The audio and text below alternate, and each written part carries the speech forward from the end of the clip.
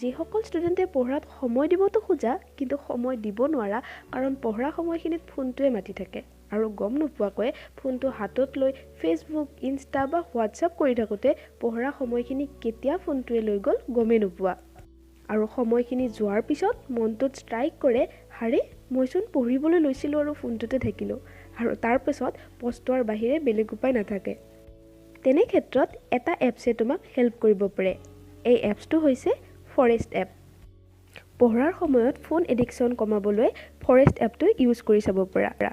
Forest এপটো use কৰিবলৈ এপছটো play ষ্টৰৰ পৰা ইনষ্টল কৰাৰ পাছত অপেন কৰি লৈ এপছটোতে এডাল গছ পুলি ৰুব লাগিব।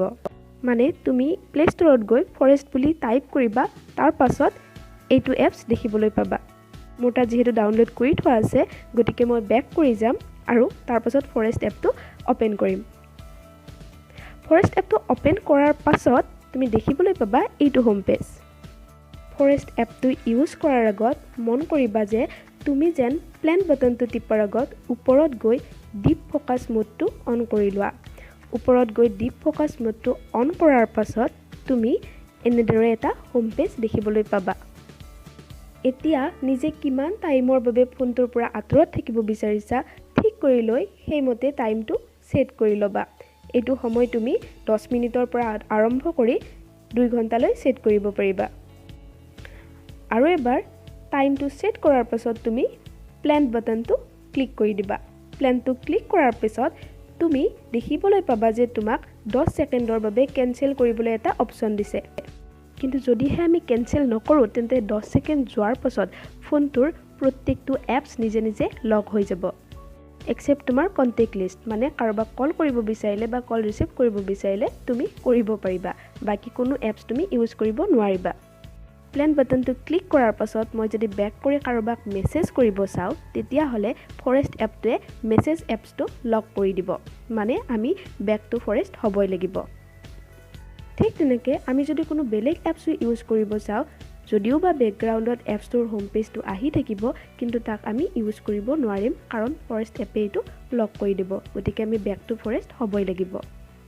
আৰু যদি আমি কোনো এপছ ইউজ কৰিবই নোৱাৰোঁ তেন্তে নিশ্চয় আমি ফোনটোৰ পৰা অট'মেটিক আঁতৰি থাকিম। গতিকে পঢ়াৰ সময়ত ফোনৰ পৰা আঁতৰি থাকিবলৈ এইটো এটা বিৰাটেই ভাল এপছ। এপছটোত কিন্তু তুমি মাজতে গিভ আপ কৰি দিব পাৰা, কিন্তু নিশ্চয়কৈ তুমি গিভ আপ কৰিবলৈ এপছটো ফোনত ইনষ্টল কৰি লোৱা নাই। গতিকে এইটো এপছ ইউজ কৰি চাব পাৰা।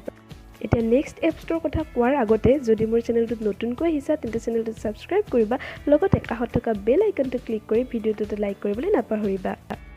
নেক্সট এপছটো হৈছে ষ্টে ফ্ৰী এপছ। এই এপছটো ইনষ্টল কৰিবলৈ প্লে ষ্টৰত গৈ ষ্টে ফ্ৰী বুলি টাইপ কৰাৰ পাছত তুমি এনেকুৱা এটা হোম পেজ দেখিবলৈ পাবা। এই ষ্টে ফ্ৰী এপছটোৰ কাম হ'ল তুমি তোমাৰ ফোনটোত কোনটো এপছত কিমান সময় কটাইছা সেইটো ট্ৰেক কৰা। এই এপছটোৰ পৰা তুমি জানিব পাৰিবা 24 আৱাৰ্ছত তুমি কিমান সময় তোমাৰ ফোনটো ইউজ কৰিছা। গতিকে এই এপছটোৰ জৰিয়তে তুমি জানিব পাৰিবা তুমি কিমান সময় ফোনটোত বৰবাদ কৰিছা।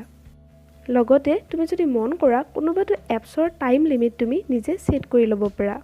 ধৰি লোৱা তুমি ভাবি লৈছা যে দিনটোত ইউটিউব মাত্ৰ তুমি 2 ঘণ্টাহে চাবা আৰু ষ্টে ফ্ৰী এপছত ইউটিউবৰ টাইম লিমিট তুমি 2 আৱাৰ কৰি ল'লে 2 আৱাৰ ইউটিউব চোৱাৰ পিছত আগলৈ 24 আৱাৰৰ বাবে ফোনটোত তুমি ইউটিউব চাব নোৱাৰিবা। গতিকে ফোন এডিকশ্যন এৰিবলৈ আৰু নিজৰ ফোনৰ ইউজ ট্ৰেক কৰিবলৈ এই দুটা খুবেই ভাল এপছ। তলৰ ডেছক্ৰিপশ্যন বক্সত মই 2টা এপছৰে লিংক দি দিছোঁ। তাৰ পৰাই হওক বা ডাইৰেক্ট প্লে ষ্টৰৰ পৰাই হওক এপছ দুটা ডাউনলোড কৰি লৈ ইউজ কৰি চাব পাৰা। যদিহে ভাল লাগে তেতিয়াহ'লে তলত কমেণ্ট কৰিবলৈ নাপাহৰিবা।